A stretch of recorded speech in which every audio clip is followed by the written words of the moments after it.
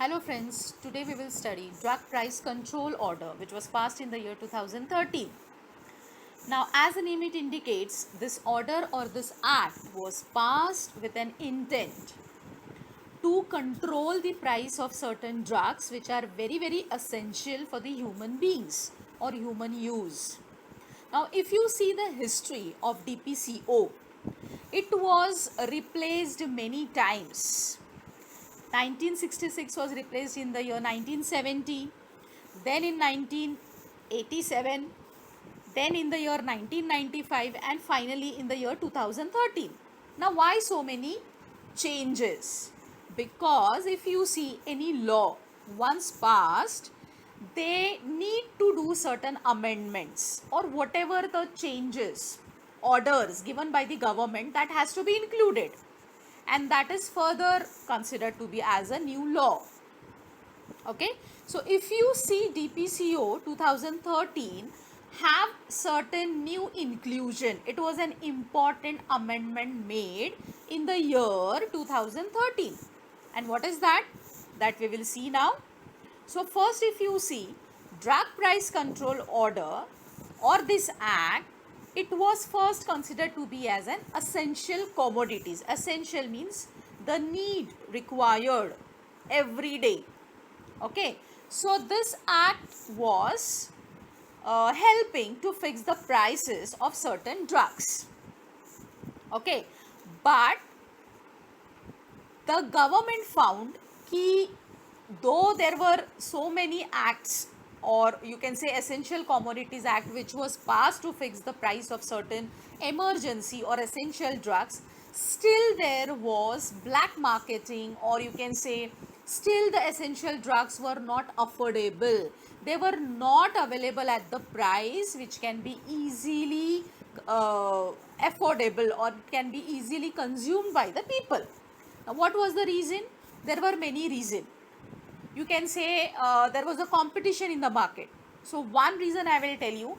Now, for example, if three people are manufacturing same type of a product, right, and they are approaching a doctor, one MR will give you can say option to the physician or to the doctor. Okay, if you prescribe this drug, I will give you a foreign trip, right?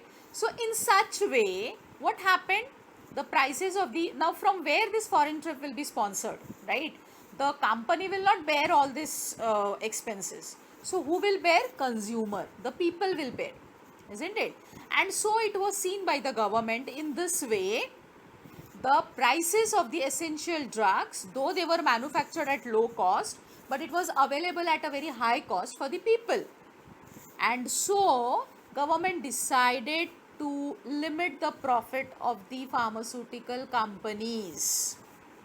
Okay, so government decided to pass this DPCO Act with certain stringent, strict provisions, right? So what was the objective, what was the intent of this act? To make the essential drugs available, easily accessible at affordable price, and it should be of a good quality, so that there will be proper use and the life, or you can say health, of the people can be restored, rehabilitated, right? And along with this, it also gave a reason, or it also ordered the pharmaceutical company to manufacture the products in economical way, cost effective production, and in such batch sizes whereby it will be economical to the company also. So this was very important objective of DPCO, right? So DPCO, it provides the list of the drugs where the prices are controlled. Controlled means what? Fixed. Above that, no company can raise the price of that particular drug, right? It tells the procedure. What is the procedure? How you can fix the price of the drug. For example, maximum retail price, okay? And suppose if these rules are not followed, then you will be punishable. Okay, so this is what is the DPCO provides. Okay, now next came here the amended DPCO 2013. Okay, now what this important features it included? It allowed NPPA, National Pharmaceutical Pricing Authority, to regulate. Regulate means to control the price of 348 essential drugs. Okay, control means that these 348 essential drugs are priced at this much and they cannot be raised further. And along with that, they also specified what is the dose, what is the strength, what is the dosage form. Okay, and these drugs were listed in NLEM, National List of Essential Medicine, which was made in the year 2011. Okay, so 348 drugs and their 652 formulation, all this were price controlled. That means their price were fixed. Okay, and how they decided the maximum price of a drug? Depending upon the market based price. What is the average cost of that drug in the market? Third important feature, they cut down the margin of wholesaler and retailers. Previously, if you see the retailers, the wholesaler, they enjoyed 30 to 40% of the margin. So their margin were cut down to 8% and 16% respectively. Right? And by doing so, these DPCO Act tried or they are controlling, monitoring the bulk drug manufacturing and their formulation, and also they monitor the MRP of scheduled and non-scheduled formulation.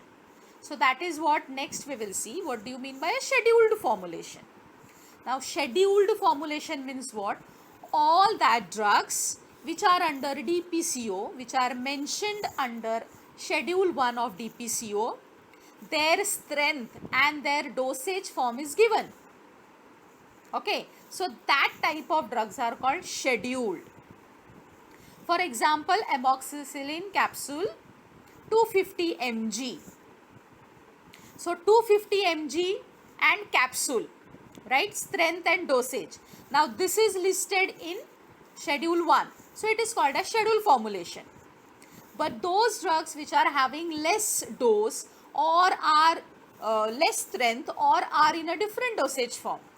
See the example, amoxicillin tablet 125 mg. That is not listed. So it will not be called as a scheduled drug. Okay, so all the drugs or whatever the drugs whose dosage and strength is given under DPCO is called as a scheduled formulation. And what is a non-scheduled formulation?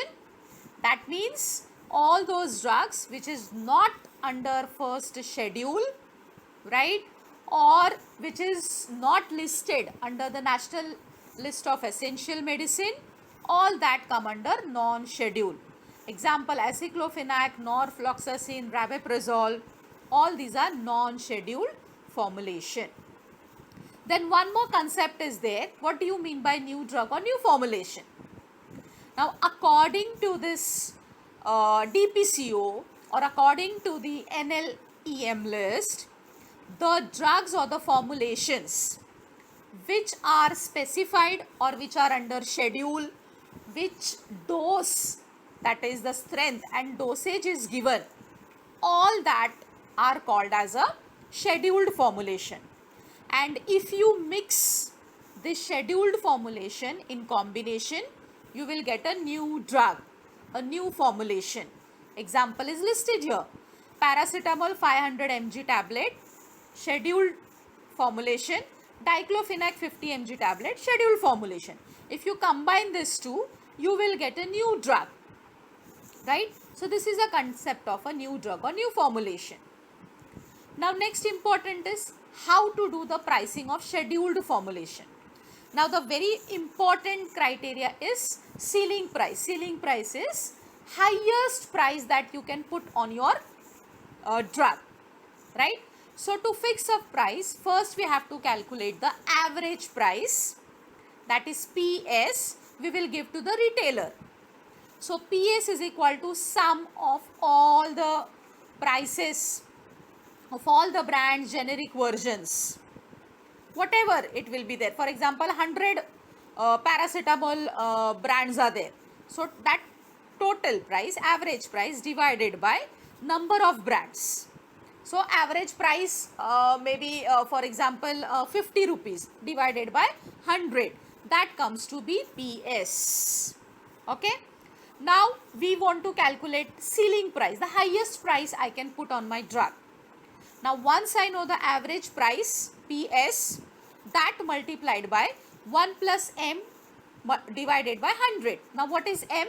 Percentage margin to the retailer. What is that? 16.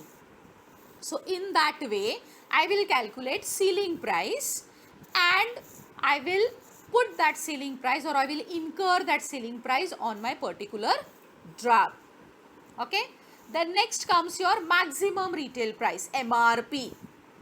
So for a scheduled formulation, already the price is fixed, right? So here just you have to apply the ceiling price and you have to apply the local taxes as depended by the government. Then suppose if your drug is a new drug, just now we have seen an example. For that you want to calculate the price, then MRP is equal to retail price plus local taxes.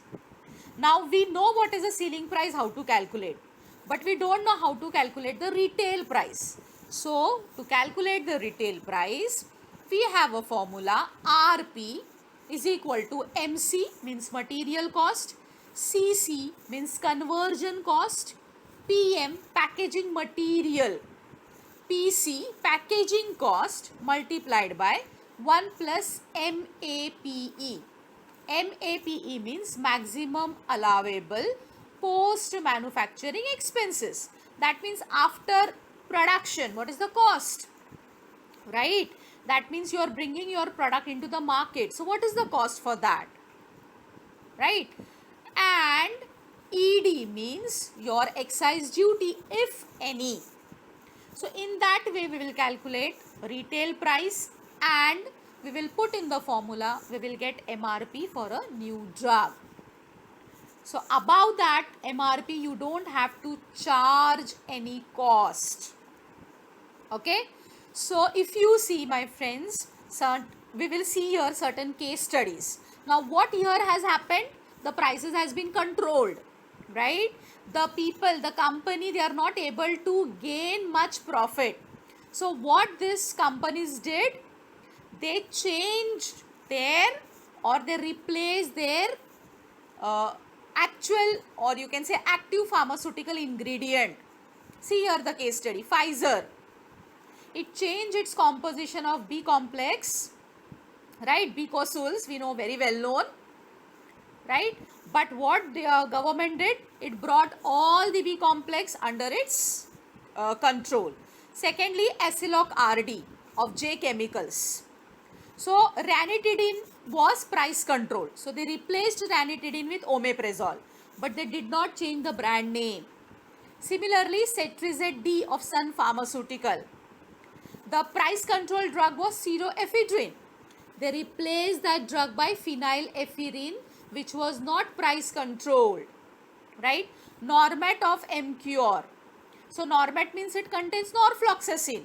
They replaced it with ofloxacin, right? So in this way the company tried to avoid the DPCO so that their budget will not be controlled, and that is how DPCO has affected.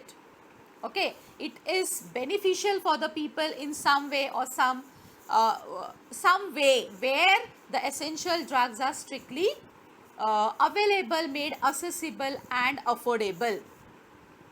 And to change certain, or to make, you can say, India self-competent, a policy was introduced, drug pharmaceutical policy 2017, where government decided to encourage the people to do R&D research work as well as to work on generic products. so that these products will be much more affordable. To work on indigenous product. Indigenous means which are already traditionally available in India. So government through this policy appealed to the people, to the research people, to work on this traditional medicine and to make India self-competent, so that we will not be importing the API from outside foreign countries, because if you know, many of the API are obtained from other countries. And so overall, if you see, due to that, due to many other reasons also, the drug prices are going higher and higher, and it is not affordable by common man. And that is why DPCO came into existence. Okay, thank you.